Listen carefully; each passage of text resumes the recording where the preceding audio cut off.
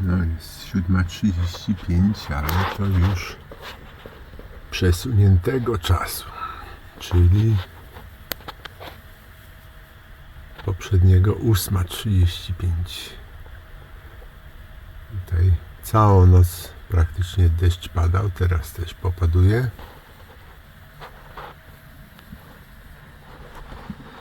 Rower przykryty folią, zabezpieczony.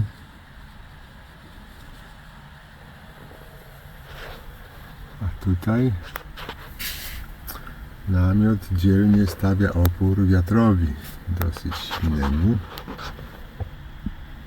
No ale mam nadzieję, że te szpilki utrzymają go, bo porywy wiatru, o tak jak teraz,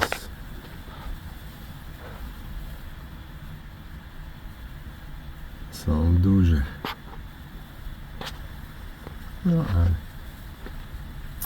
wytrzymał całą noc, to jeszcze trochę wytrzyma.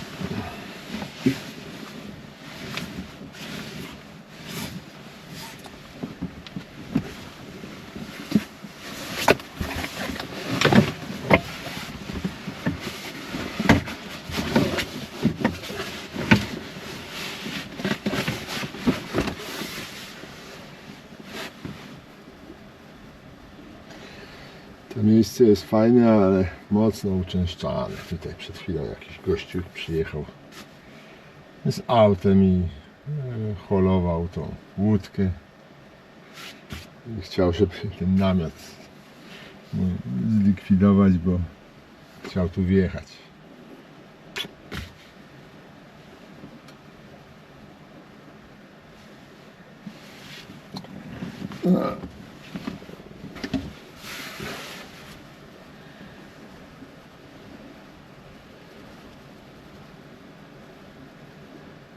Ale pogoda taka sobie, na podróż raczej.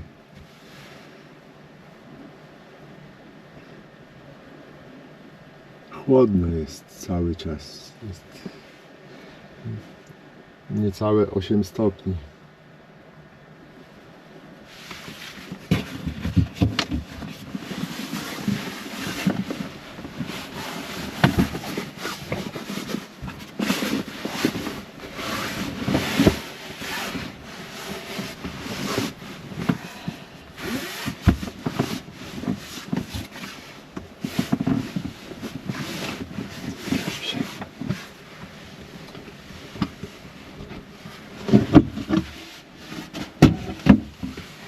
O, tutaj czuć chłód.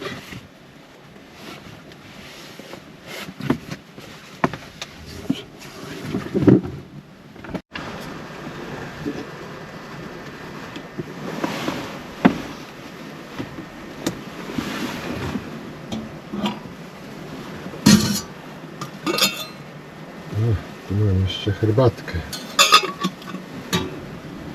Wypitą.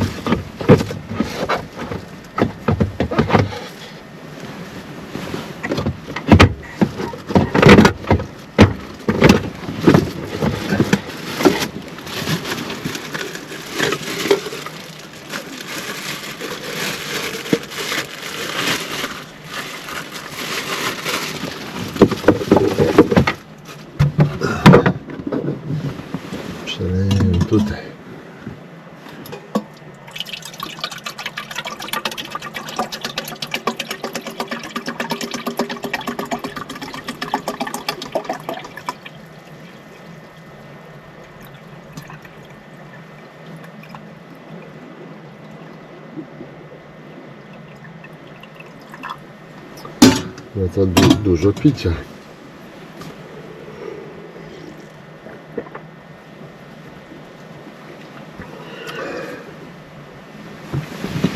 Może wstawię tam z powrotem.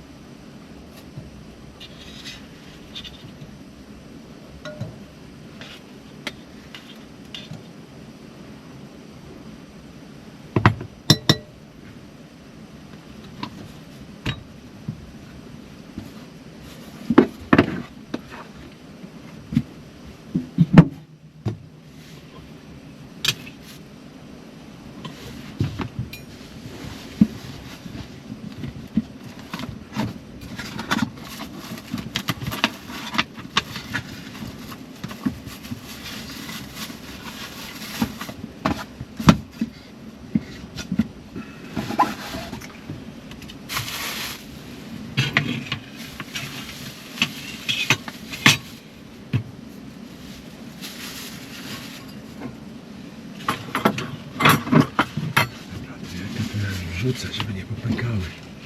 O, już jest gorąca woda. No, trudne.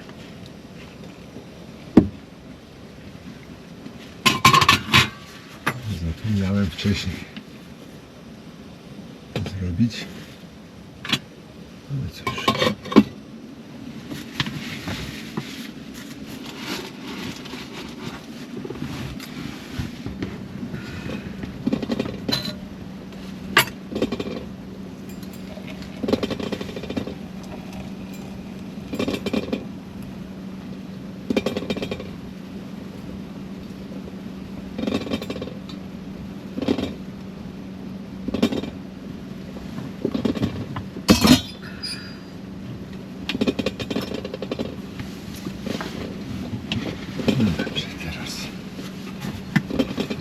Teraz to dopiero zaparowało.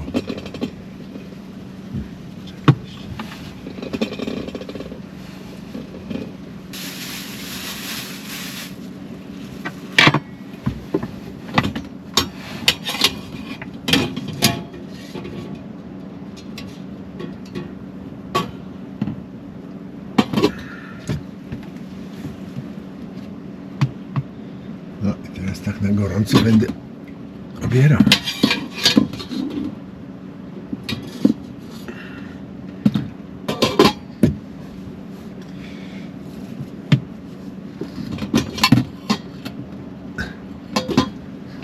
Nie chcę tej dobrej wody tutaj tracić na schładzanie jajek.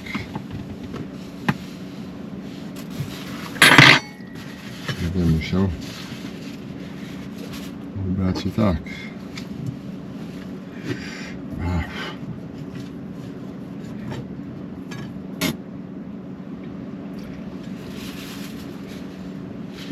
Może tak.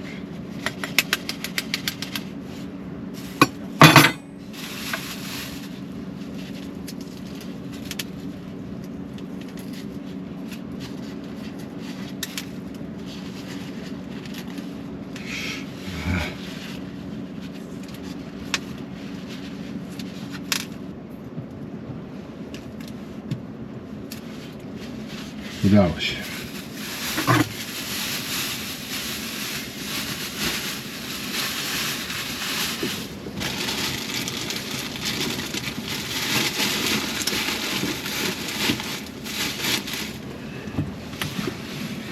Dobrze, teraz pokroimy je.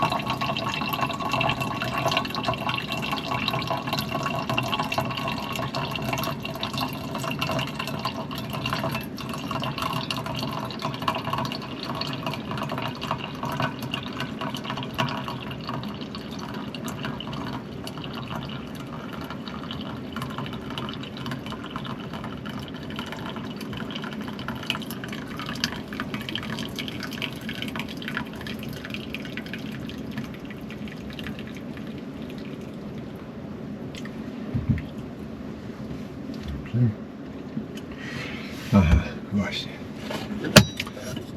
Wyciągnąć sól i pieprz.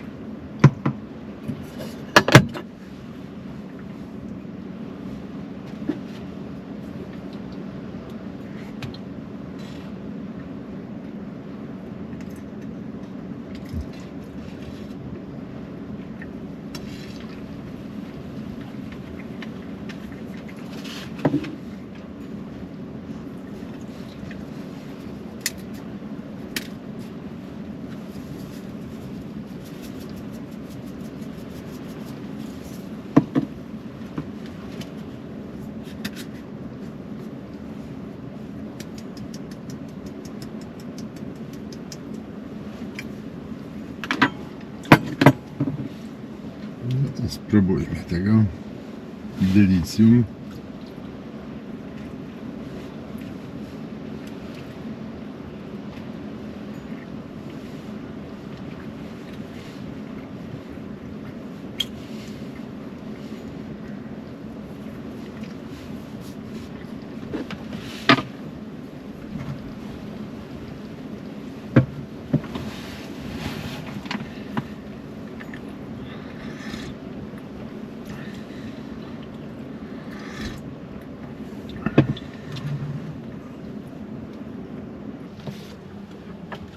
No a teraz sobie pokroję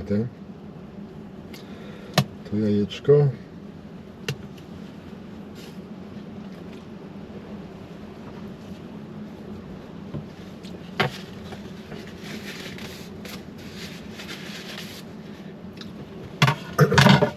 I będę po prostu podjadał.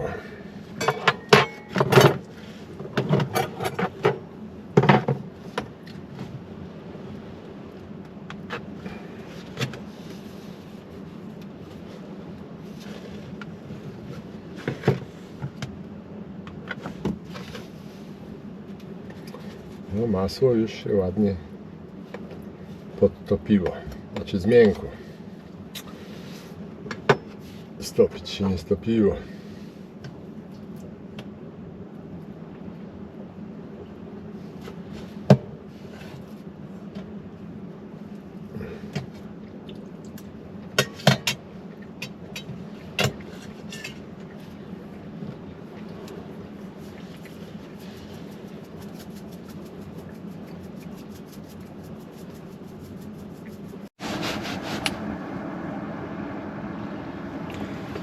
No tu robi się nawet pogodnie. Tutaj chmury przerzedzają się. Bardzo możliwe, że słoneczko zaświeci. No nawet chyba w prognozach było, że gdzieś koło 12 ma się pokazać słońce.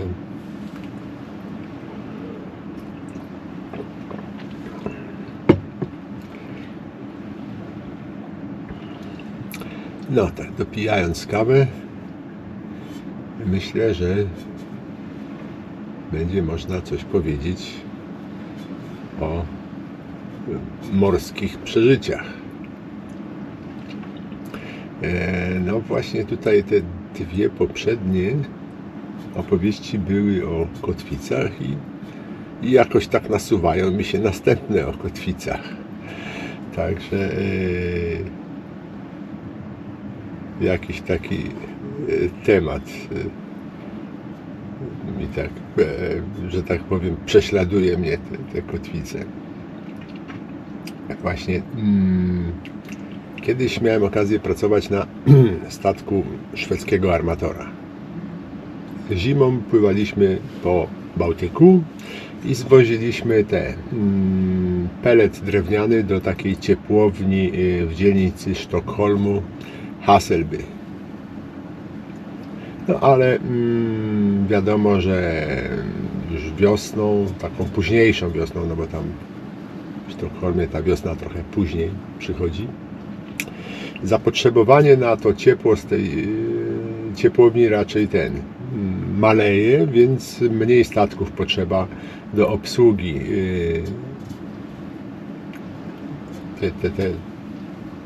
tej ciepłowni, więc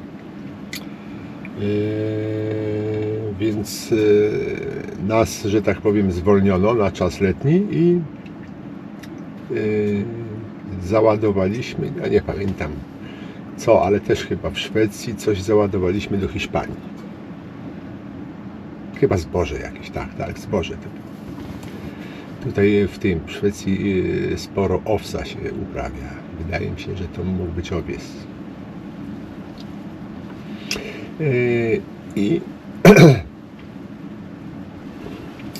No i wiosną to wiadomo, tutaj te sztormy to przeważnie są, znaczy największe sztormy to są albo jesienią, albo wiosną. No i tutaj przepływając przez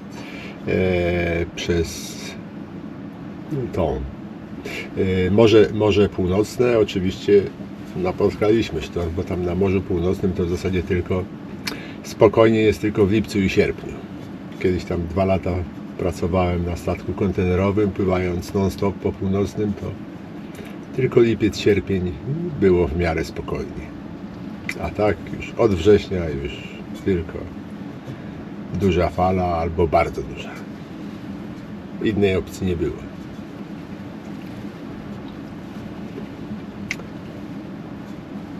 I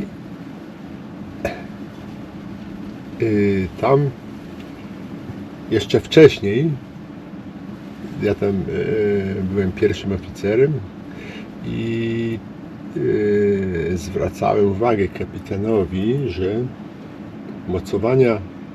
mocowania tej kotwicy są źle położone. Po prostu liny zabezpieczające łańcuch, zamiast pracować wzdłuż łańcucha, tak żeby ta cała siła liny, tak, pracowała właśnie wzdłuż łańcucha, gdzie jest najbardziej to ekonomiczne, to liny były na boki rozprowadzone. Tymczasem to jest jak na zasadzie łuku, że tutaj ciągniemy niedużą siłą, a tutaj wtedy ta siła się zwielokrotnia. No i właśnie na to zwróciłem uwagę, ale on zbył mnie, mówiąc, że tak było już od lat i nic się nie działo z tym. No, skoro kapitan uważa, że wszystko jest ok, no to tym bardziej ja nie będę ingerował, tak, bo należało coś tam zmienić w tym. No, więc jak ta sztormowa fala od dziobu nas spotkała na północnym, to dziób statku tak mocno uderzał o falę. No tam oczywiście to jest tak zwany slamming, ale oczywiście redukuje się wtedy prędkość, żeby te uderzenia nie były takie mocne, tak? I wtedy, ale tak czy inaczej, no muszą być, jeżeli się płynie pod falę, a tam nie ma możliwości, bo albo pojedziemy na biegun północny, skręcimy, tak? Albo skręcimy i popłyniemy, nie wiem, do tego, do Niemiec albo do Danii, tak? Więc nie było takiej opcji, żeby kurs jakoś zmienić na bardziej korzystny. Fala była idealnie z dziobu. No i tak chyba ze 2 doby nas trzaskało na tym północnym, chociaż normalnie to w dobę byśmy przeszli. I jak już wpłynęliśmy na kanał angielski, czyli La Manche, to wiatr zelżał, fala się zmniejszyła i już można było tak płynąć w miarę dobrze. I akurat zmieniałem na wachcie kapitana i on mówi, wiesz co, tutaj coś autopilot kiepsko steruje, musiałem włączyć drugą pompę, bo to zawsze na sterze są 2 pompy. 2 pompy powodują to, że ster szybciej reaguje na wychylenie, tak? Czyli 2 pompy włącza się na takich wąskich przejściach, na podejściach do portów. Normalnie jedna pracuje, żeby ta druga była w zapasie i co dobę się zmienia. Raz jedna pracuje, raz druga, tak żeby równomiernie one były obciążone. No i on mówi, że tutaj słabo steruje i musiał 2 pompy włączyć. Ja sobie myślę, no dziwne. Płyniemy normalnie i to czasami jak jest statek płynie z wiatrem i go wiatr pcha, to rzeczywiście wtedy te sterowanie jest gorsze, ale płynąc pod wiatr statek bez problemu powinien sterować, bez żadnego. No i mówi, że coś prędkość słaba, chyba prąd jest jakiś. Ja tak przyjrzałem się tam, jakie prądy tam są teraz, bo tam rzeczywiście w kanale angielskim nieraz bardzo duże prądy są. Zależy od pływu, ale akurat nie było wtedy jakiegoś wielkiego prądu. Mówię, słuchaj, jeszcze mówię, trzeba by chyba wysłać marynarzy tam na dziób, żeby sprawdzili, czy czasami kotwica nam się nie wysunęła, nie wyjechała z tego. No to tak się zdarza. A tam się roześmiał, a co ty tam pieprzysz? Mówię, ale jak chcesz, to wyślij ich, nie? No ja rzeczywiście tam zadzwoniłem do chłopaków, żeby poszli sprawdzić na dziób. Trochę tam zwolniłem, żeby właśnie też, żeby nie czasami tam bryzgi ich nie oblały, bo jeszcze trochę fali było. To nie było tak, że była gładka woda. No i oni poszli, a kapitan poszedł właśnie na jakiś posiłek. Tak, chyba na obiad. I później mi się właśnie pierwszy tam, jeden mechanik. To mały statek był tylko jeden mechanik. Mechanik mi mówił, jak to było. On przyszedł na obiad i wiesz, co ten chief wymyślił? Że kotwica nam wyjechała. Ha. A miał włączone radio takie, bo zawsze jak w takich sytuacjach ktoś tam wychodzi na zewnątrz, to zawsze z radiem, tak? Żeby na bieżąco tutaj informować. No i tam jedzą i za chwilę marynarz melduje, no lewej kotwicy nie ma, jest cała jest za burtą, cały łańcuch za burtą jest. No i mechanik mówi, że strasznie twarz mu się wydłużyła wtedy kapitanowi. No i faktycznie było tak, że dosłownie cały łańcuch wyjechał za burtę, myśmy cały czas wlekli tą kotwicę. I dlatego statek słabo sterował.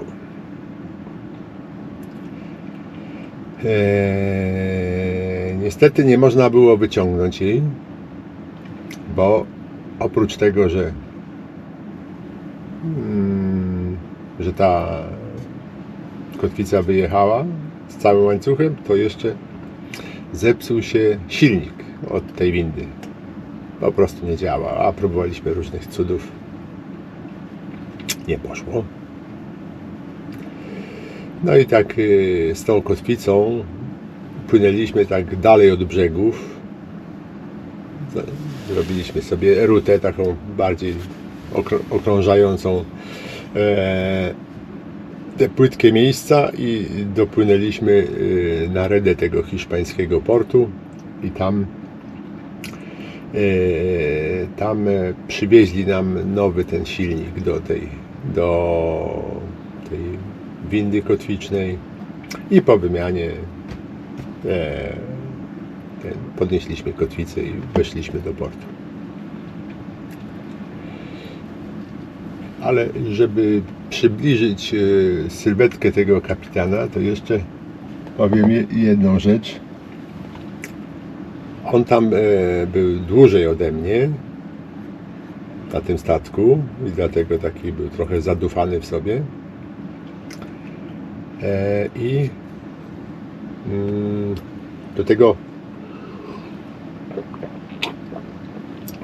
do tego portu w Sztokholmie wchodziło się takimi kanałami głęboko. Tam cały przejazd to było ze 12 godzin chyba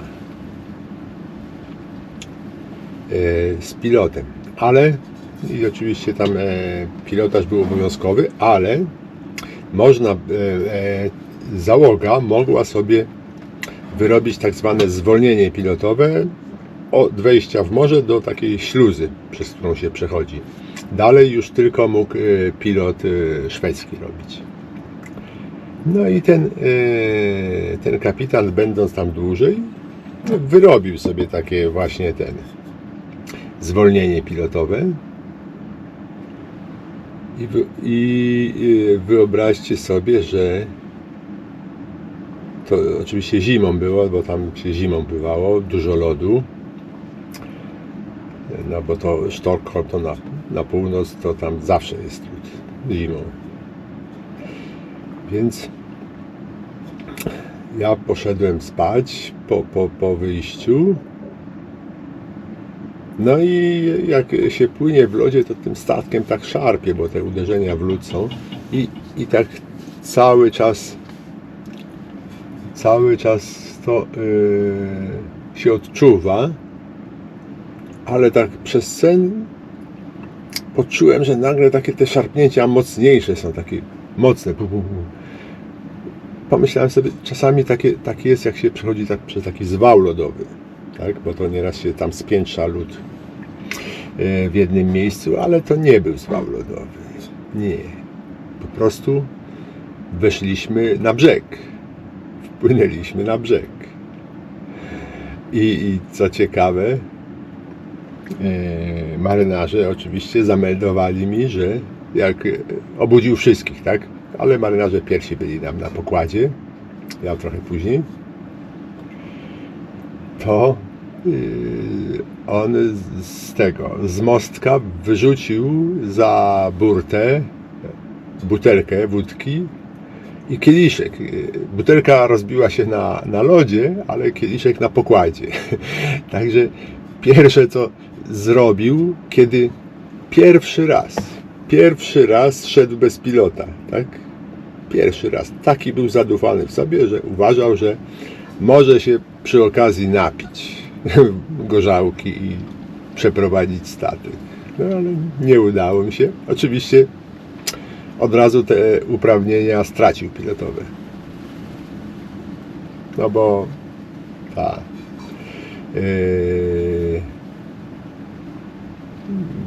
ten nadzór tam nad ruchem statków od razu zauważył, że jeden statek stoi cały czas w miejscu. Od razu co się dzieje. Na początku nie odpowiadał, bo dawał ostro wstecz, ale to nie dało rady. Dopiero jak ja wstałem i odpompowałem ten zbiornik dziobowy, dziobowe zbiorniki odpompowałem i wtedy dopiero udało nam się zejść. Ale to trwało. Trwało gdzieś z godzinę, więc w międzyczasie przyjechała policja i ten pilot już szwedzki, no i pogadali z nim. No trochę widocznie niewiele zdążył się napić, bo policja nie wyczuła od niego alkoholu.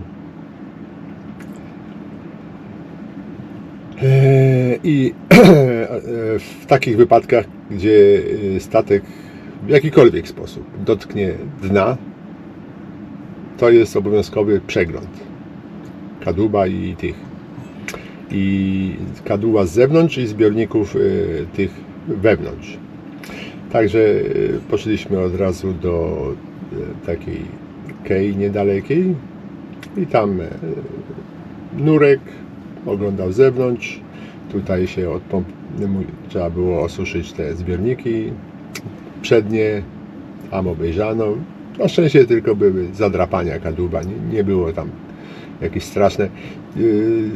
No, w tym całym zdarzeniu kapitan miał niebywałe szczęście, ponieważ skały były na prawo od nas, skały były na lewo, a tutaj akurat piaszczysty brzeg. Także on wjechał po prostu na piach. Tam może jakieś drobne kamyczki były, które tam nie stanowiły, więc taki to był człowiek.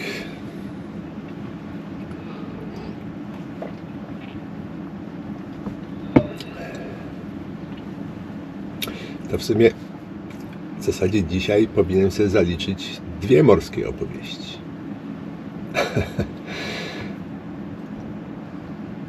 To jedna będzie na następny odcinek.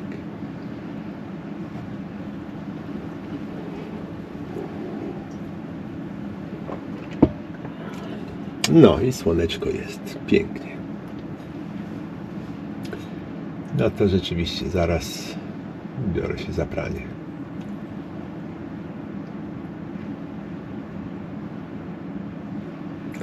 Tylko niestety, jak będzie słońce, to znowuż tu nie będą ludzie. Teraz jeszcze jest wcześnie,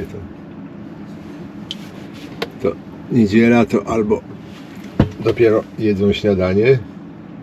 No tak, 9:23 to dopiero śniadanie jedzą. To świetna godzina. Jakieś AI się włączyło. Teraz te AI wciskają wszędzie, gdzie tylko się da. Ewidentnie telefon usłyszał moje słowa. Jest 9:23 i zaczął. To świetna godzina, żeby coś tam. Chciał kontynuować, ale wyłączyłem go.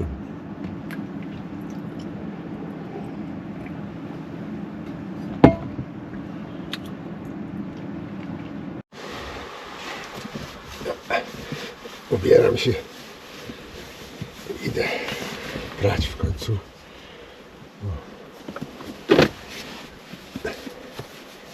Tutaj.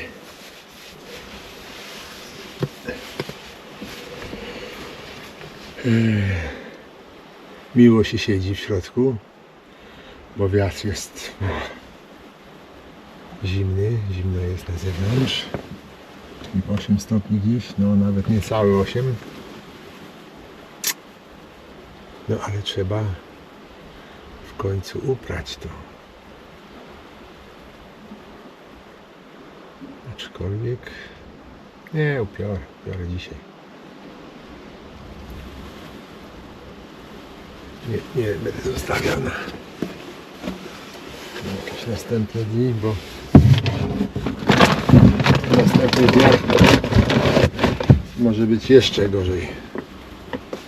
Jeszcze mniej okazji do wyprawy, więc zrobię to dzisiaj.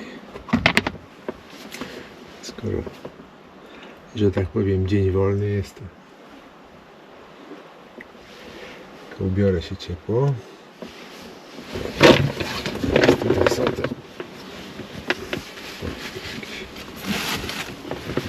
Tu są te rzeczy do uprania rzucone, byle jak. Jeszcze jedna skarpeta. Tak, jest dobrze. Dobra, czyli jest wszystko.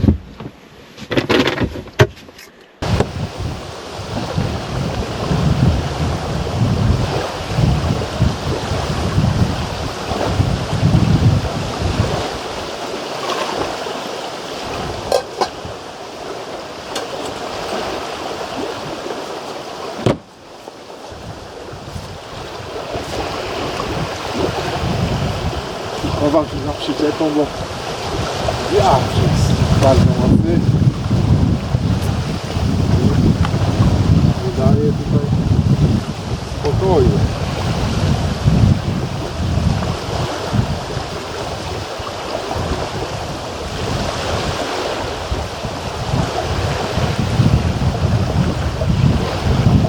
Chyba, że mydleniczkę umyję.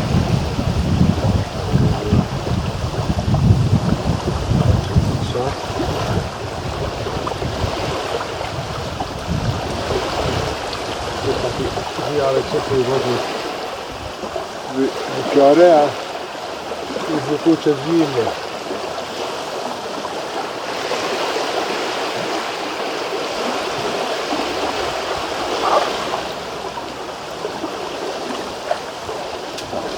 Czysta jest mydleniczka. Dobrze.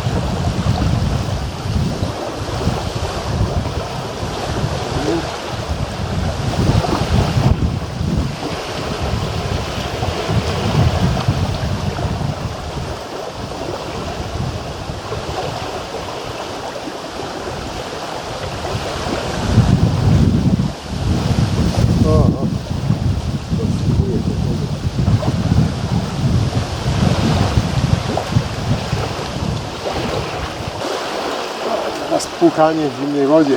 O, już się cieszę.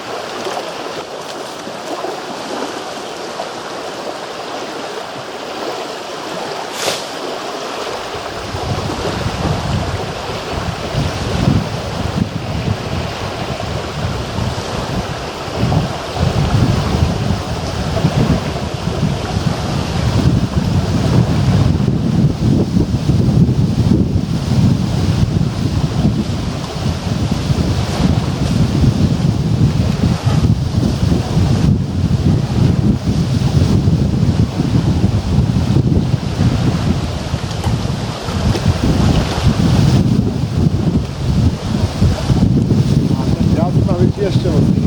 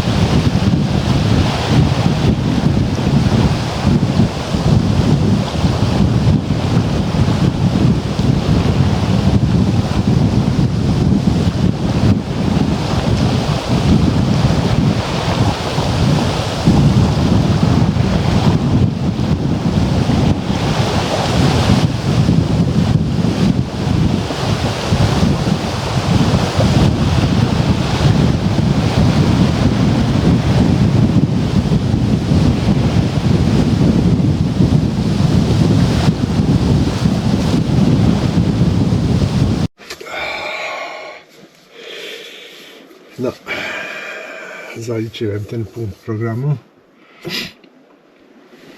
O, ależ przenikliwy wiatr.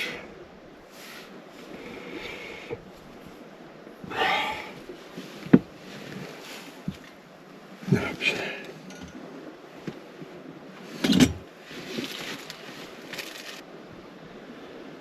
I zaraz jak trochę odtaję, to znów włączę agregat. Wezmę laptopa i trochę, dzisiaj to już chyba trochę porobię. Nikt mi chyba nie będzie już głowy zawracał. Ale o, herbatki się napiję, ciepłej. No, dobrze, że jest zrobiona.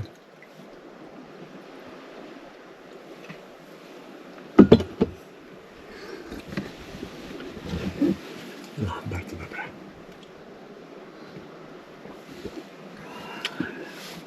To można zjąć już, bo nie wieje.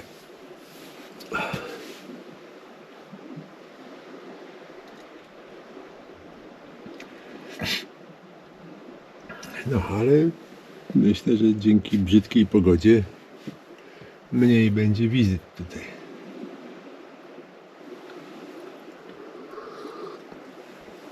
Aczkolwiek jedna wizyta bardzo tu korzystnie, że tak powiem, wypadła. Jeden pan, mieszkaniec pobliskich domów, przyszedł na spacer z psem. No, chwilę pogadaliśmy i oczywiście zaproponował jakąś pomoc. Znaczy nie oczywiście, no. Źle to powiedziałem. I zaproponował pomoc, zapytał się, co potrzeba, co ten. Bardzo chętny. No i rzeczywiście poprosiłem go o trochę wody, bo mówię, lepiej mieć tutaj więcej niż kombinować. Co prawda można tą wodę używać z jeziora, ale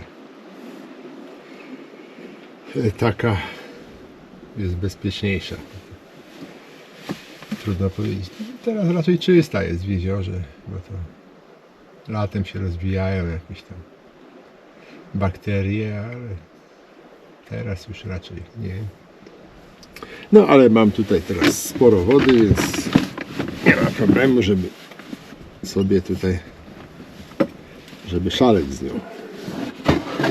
Ile tutaj już mam? O, 6 litrów. Kurde. Rzadko kiedy tak dużo miałem. 6 litrów, a to tylko będę potrzebował dziś, jutro. A być może wezmę tą wodę ze sobą, tam na następne miejsce.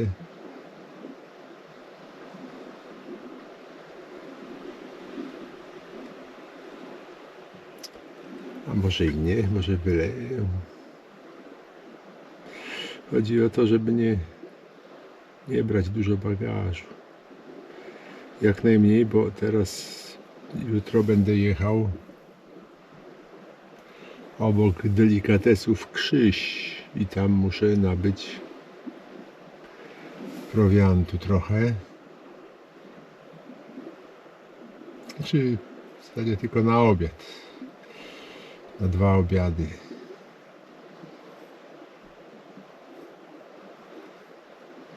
Prowiantu, bo później będę miał następne sklepy. Więc znów trochę dojdzie, chociaż nie, no to tam na te 2 obiady tam kilogram dojdzie.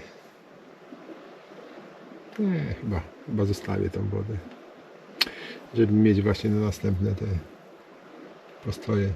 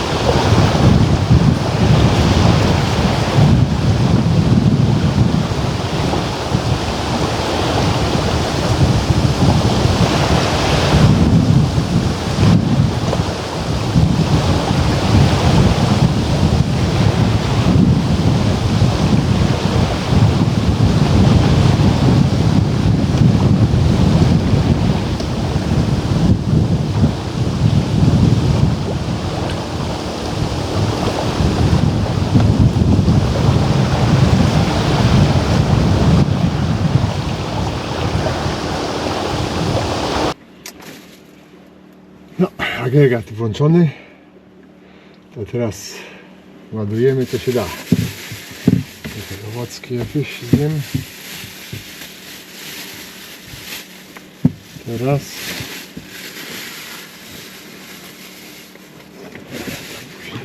schowam, ale teraz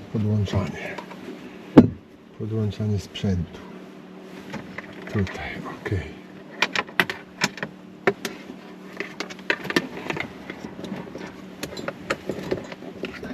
Dobra. I tak. To jest do tego. Dobrze. To tutaj podłączamy też. Dobrze, to jest podłączone, tak. Dobra. Tu się ładuje. Dobrze, telefon. Laptop też. No to teraz można by trochę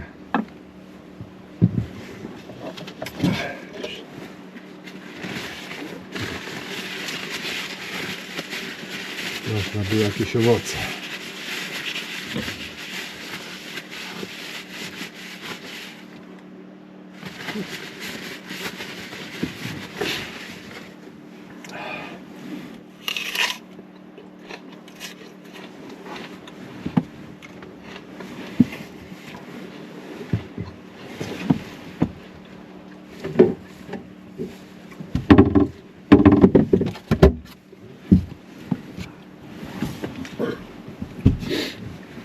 Wygodnie sobie usiądę.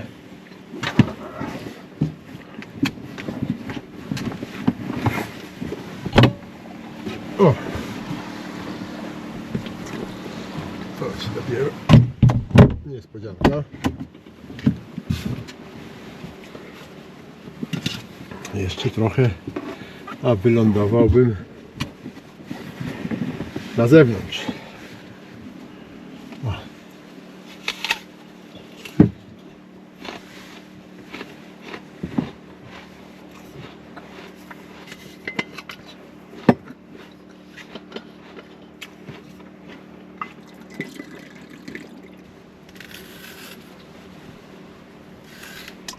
O, proszę, jak teraz zaświeciło słońce ładnie.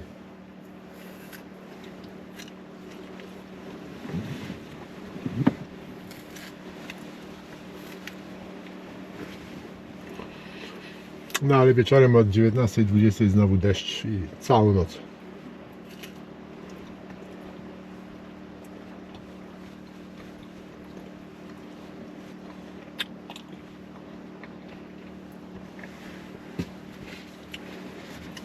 Jutro, ponieważ przeskakuję jeden przystanek, będę musiał przejechać prawie 30 km.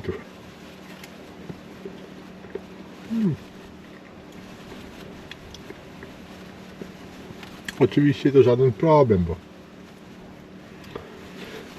po w miarę dobrych drogach.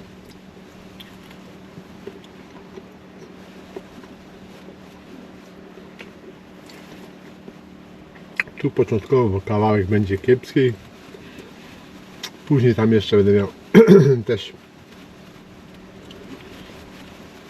jeden odcinek takiej gorszej drogi, a później już asfalt. No i nad samym jeziorem tam też trzeba dojechać, ale kilkaset metrów.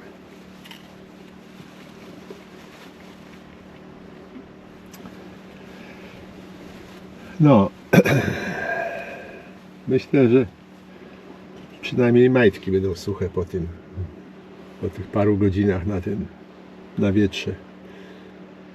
Być może nawet nie będę musiał drugiego druta tutaj wieszać, bo jeden mam, pręt do suszenia powieszony, ale myślałem, że trzeba będzie drugi powiesić, ale jeżeli tylko koszulka i skarpety, to zmieszczą się na jednym. Bo skarpety grube są i nie wyschną. Koszulka też, ona ma takie te ściągacze przy rękawach i kołnierz taki grubszy. I to też zawsze dłużej schnie.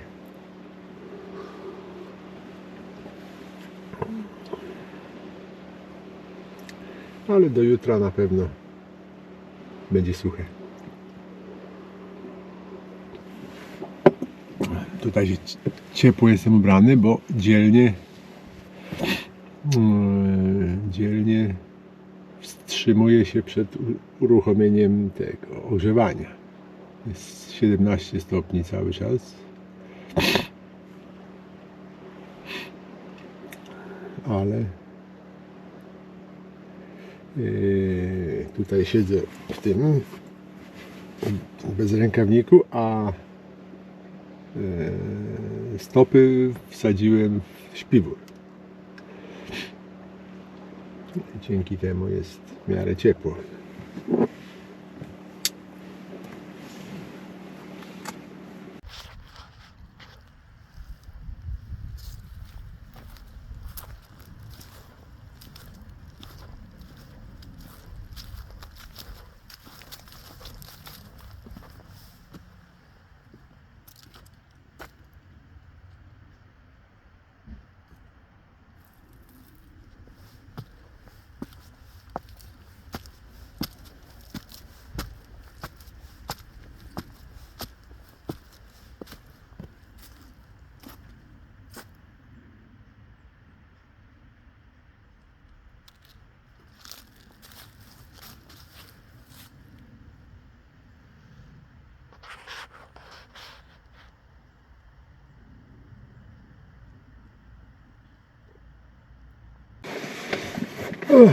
No to zaczynamy obiad.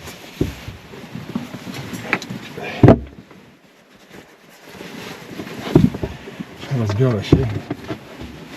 Tutaj zaraz gorąco się zrobi. Coś tak wcześniej to zrobię. Dobra. No to trzeba produkty przygotować.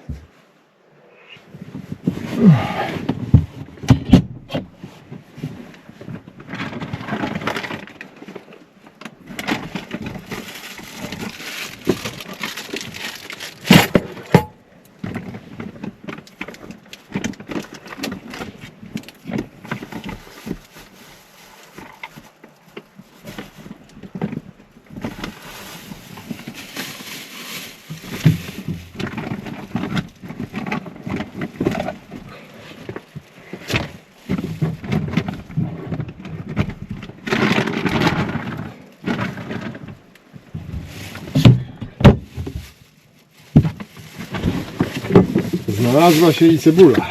O. To dobrze, bo sałatkę zrobię.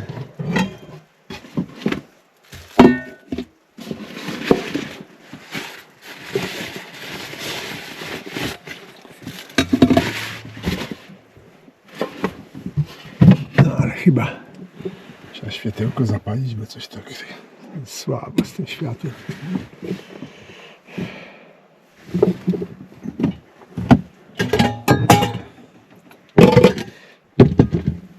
No i dzisiaj niespodzianka, bo jest zupa węgierska gulaszowa.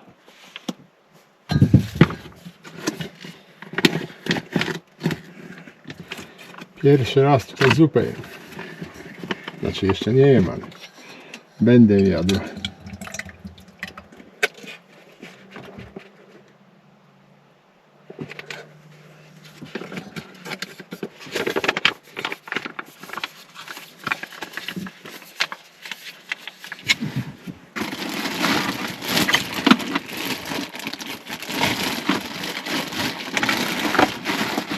Dobrze.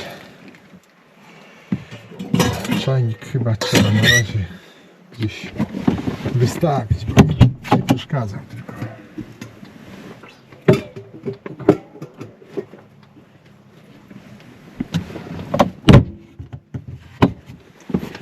Dobrze. Czajnik będzie przeszkadzał. To może tam. Grzejemy.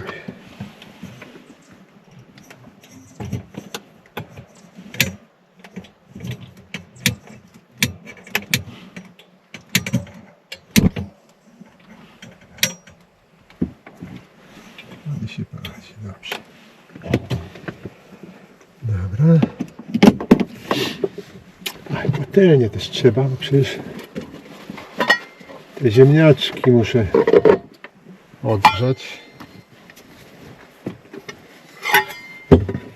Te ziemniaczki to chyba w tamtym będę odgrzewał. Tutaj, że tak powiem, danie główne pójdzie.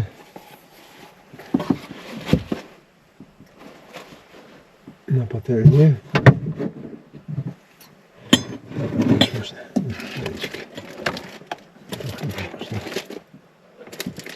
A nie, tu jest podłączony router. To też wyłączę go na razie.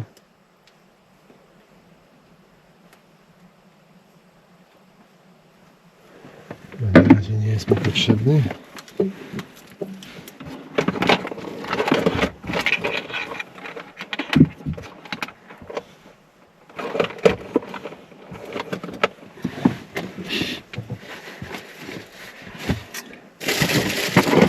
To mi przeszkadza. To jest na to. Dobrze. Zaraz będę kroił. Tutaj też ładnie zapakowane. Z delikatesów w tym chmielnie.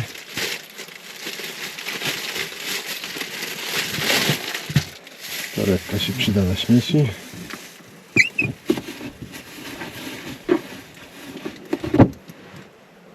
Dobrze, teraz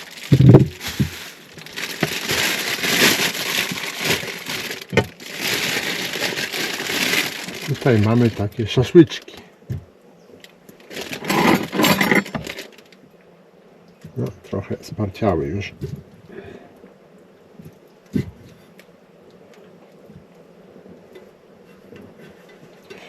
No. Dobrze.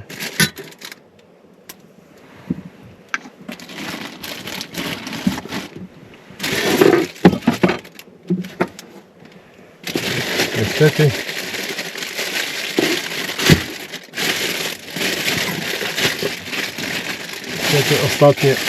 ostatnie dwa kupiłem, nie ma więcej, no ale razem z zupą będzie ok.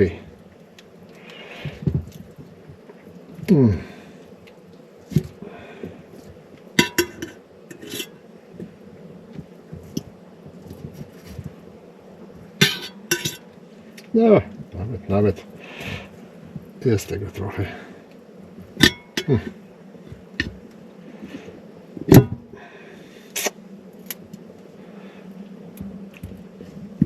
No ależ to się przyspawało.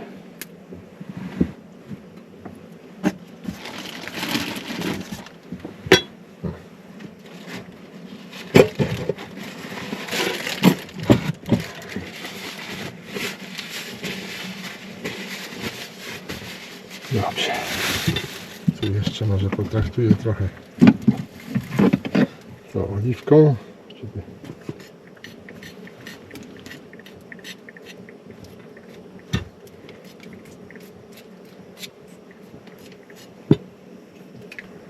żeby nie przywarło. Dobrze. Na razie nie będę grzał tego. Coś zostało? Nic.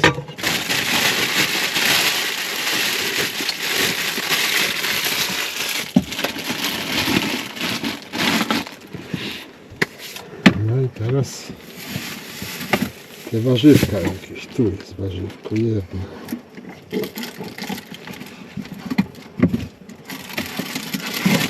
Jak te pomidorki tutaj się czują. Żyją jeszcze, dobrze. Żyją.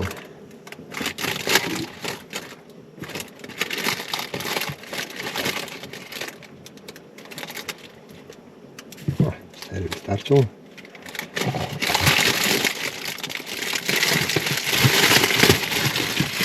To zostawię jeszcze.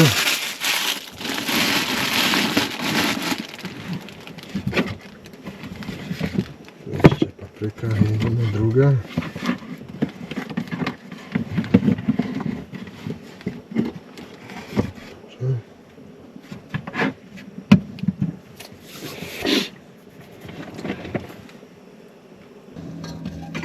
No, dzięki temu, że mam dużo wody, nie muszę chodzić tam gdzieś myć, tylko tu sobie umyję.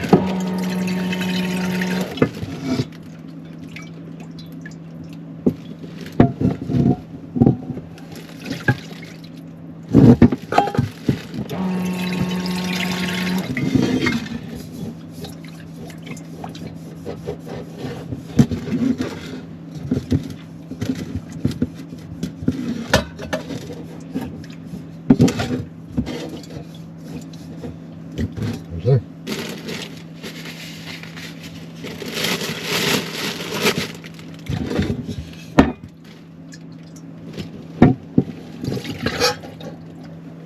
Dobrze. Jest załatwiony. Teraz ten garnek będzie na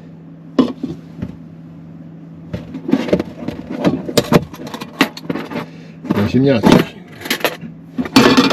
Wszak tu zostało mi tych ziemniaków kupę. Chyba wszystkich nie zjem.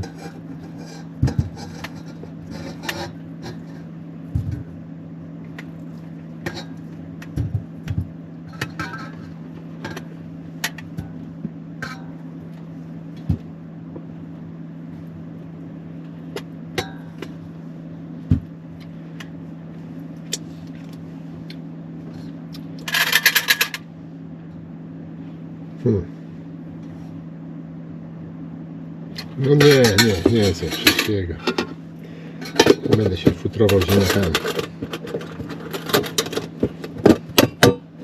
Dobra.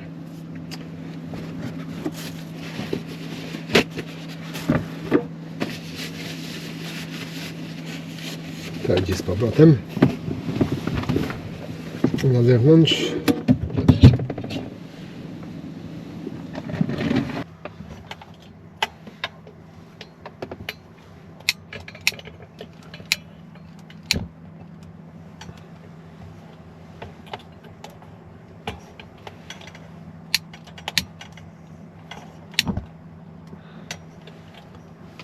Dobrze.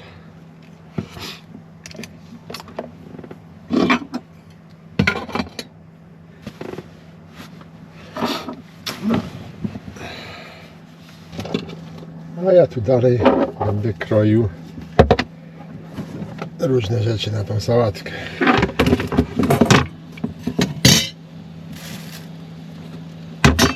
Na przykład pomidory.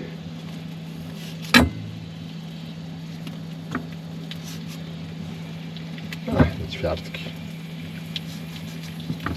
Wystarczy.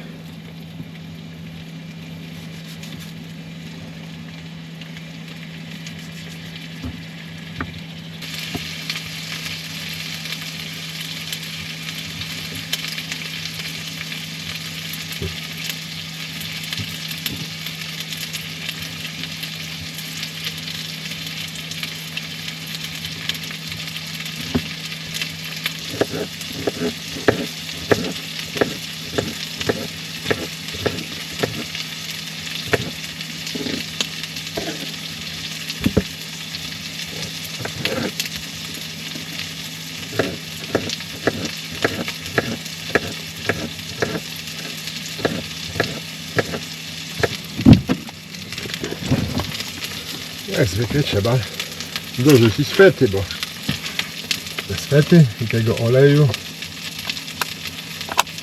nie będzie smakować.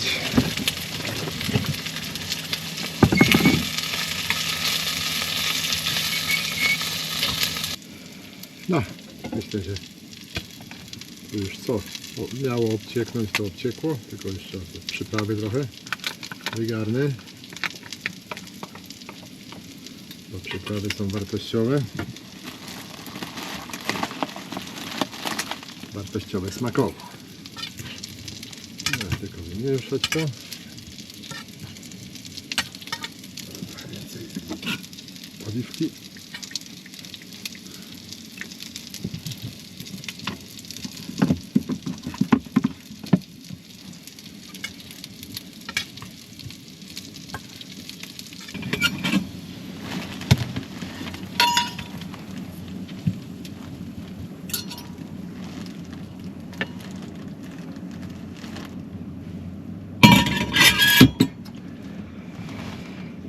No o, nawet kieliszek zaparował. Ha.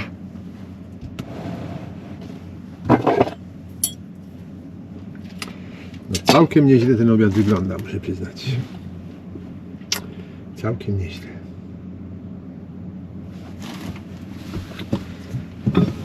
Oczywiście my, alkoholicy, musimy tu popić każdy posiłek, popić jakimś płynem z procentami. Jak nie ma co, to chociaż ryżu nastawimy, żeby trochę skisł i taki lekki zacier się zrobił i wtedy pijemy. O, płynie gościu łódką.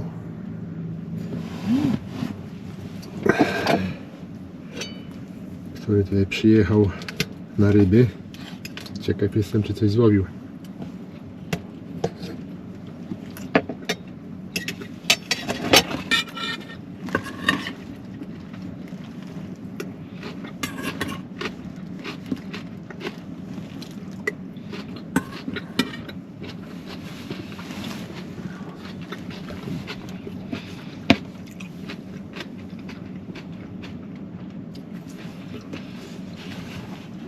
Gdyby nie to, że obiad stygnie, to poszedł się zapytać o efekty, bo rozmawiałem z nim przed wypłynięciem.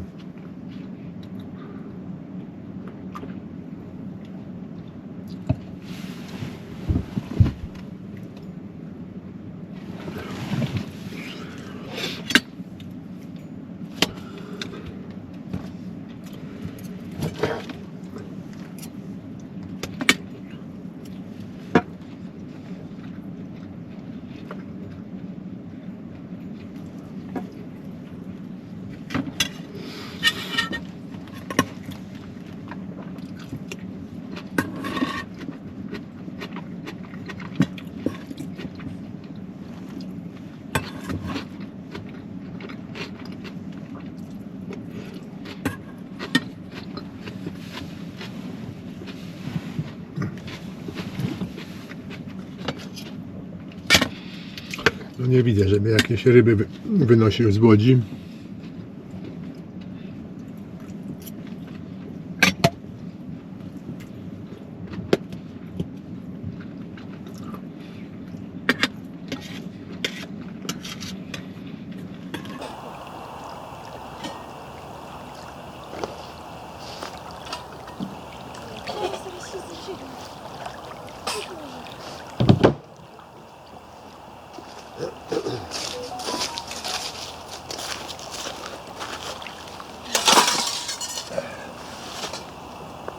Już tam chmury deszczowe napływają.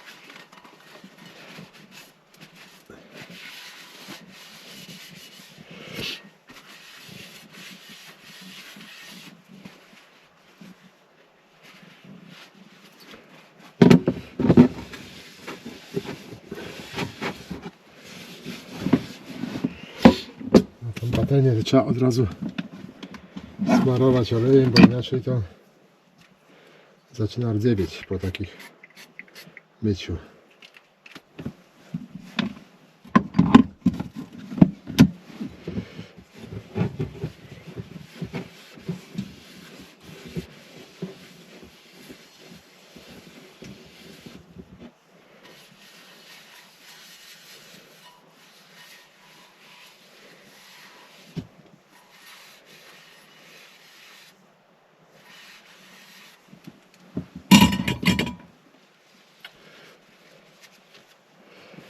A jutro może jaja usmażę.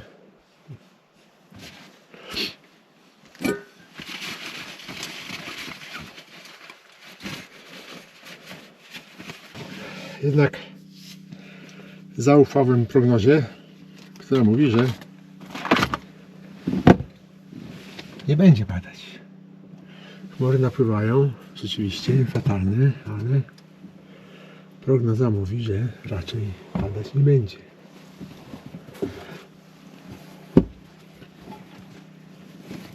Więc włączyłem jeszcze ten agregat. Zaraz może zdążę dokończyć film.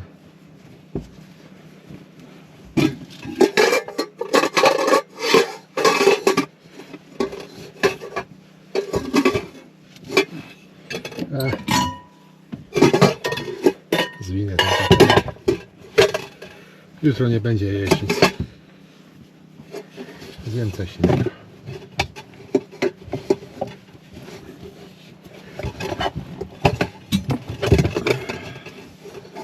Dobra.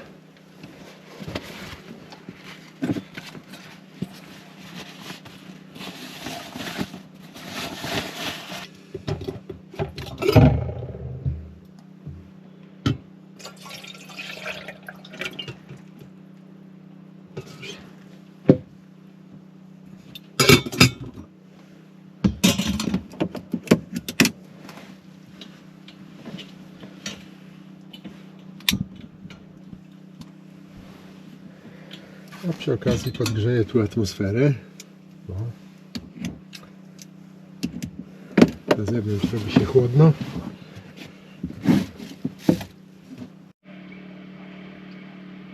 No a tutaj udało mi się ustawić. W sumie jest idealnie, tak? Tutaj jest poziom na boki i tu wzdłużny też jest ustawiony odpowiednio.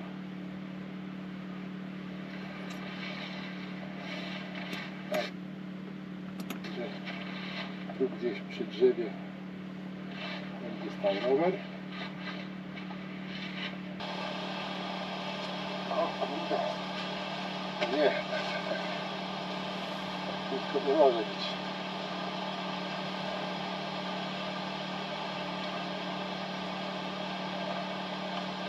Strasznie twarda gleba.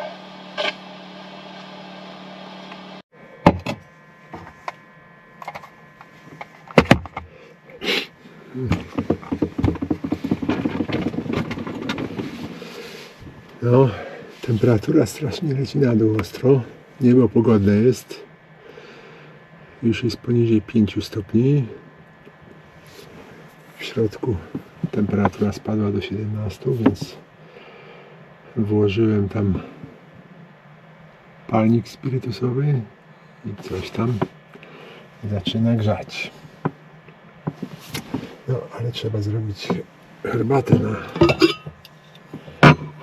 na noc czy na rano, żeby było.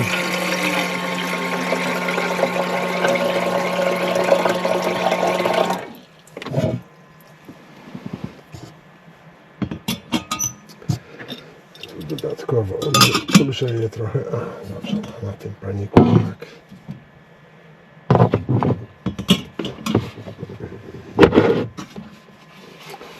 Dobra, to się tutaj, dobrze.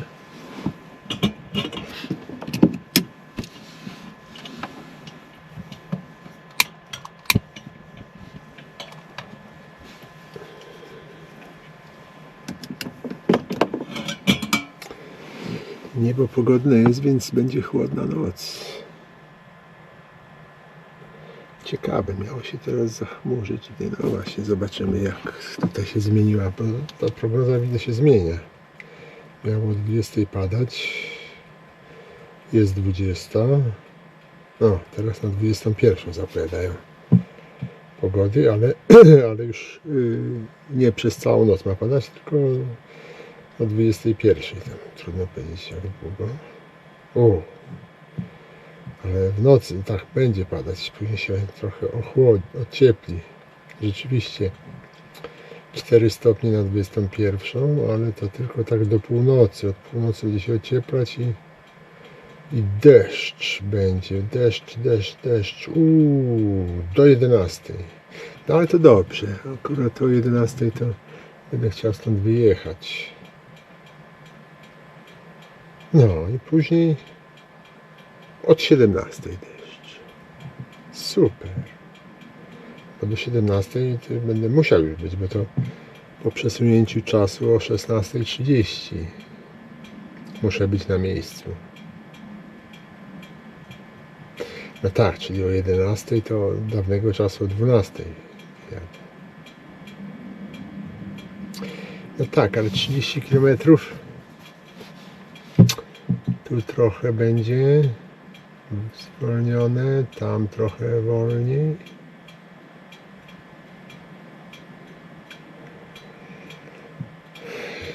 Nie, no do 15 to na pewno. Do 14 to jak wszystko bardzo dobrze pójdzie. Ale nie, muszę jeszcze na tą stację paliw zajechać. Wziąć kanister benzyny napełnić. Bo już prawie pusty jest.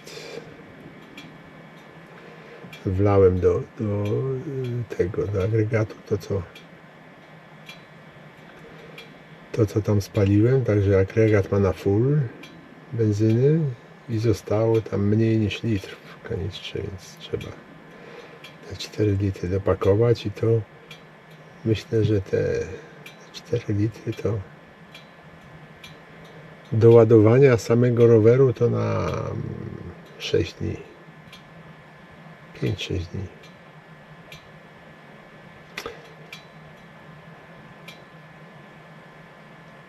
Tutaj jeszcze prawdopodobnie ze 2 dni mógłbym na tym, co jest w tym jechać.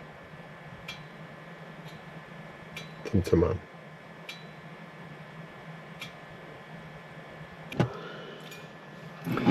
Tutaj na noc przygotowałem nowy kartridż gazowy, żeby nie zabrakło, bo tamten jeden jest na tyle wyczerpany, że nie jestem pewny, czy wystarczy do rana. Tego spirytusu w tym to mało było, bo żeby do rana wystarczyło, bo dopiero jak w tym palniku spirytusowym jest pełno, to wystarcza na chyba 10 godzin czy 12. Jak ostatnio testowałem. Musi być pełno. Czyli tak jak wieczorem, żeby do rana wystarczyło, no te 8-9 godzin to prawie pełny musi być, a tam połowa tylko było. To też nie wystarczy, dlatego musiałem ten nowy brać, ale to już ostatni nowy kartridż, bo jeden nowy jest tam w kuchni, to on wystarczy do końca wycieczki. A ten tutaj teraz przestawię się całkowicie na spirytus. Zakupię teraz ze 4 ze 4 butle w tym w delikatesach Krzyś. Albo nawet już tutaj w tym, jak prezent będę kupować, bo te delikatesy Krzyś to tam różnie.